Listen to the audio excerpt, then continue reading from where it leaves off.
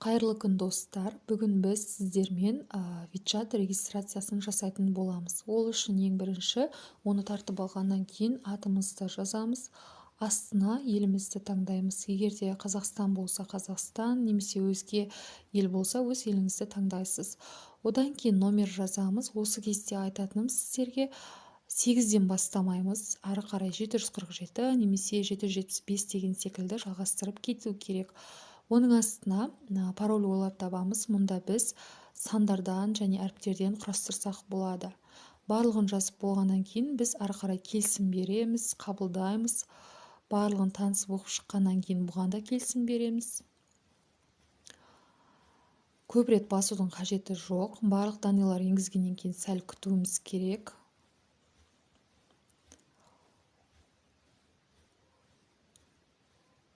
Қазір сіздерге қауіпсіздік мақсатында бір суретті жібереді. Сіздер оны тез арада өз орнына қоюларыңыз керек. Яғни бұл сіздердің адам екендеріңізді дәлелдеу үшін жасалынған тексеріс әдісі.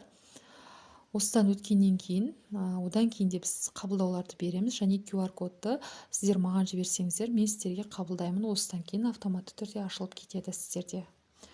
Пайдалы болса, қош сау болыңыздар. WeChat аккаунт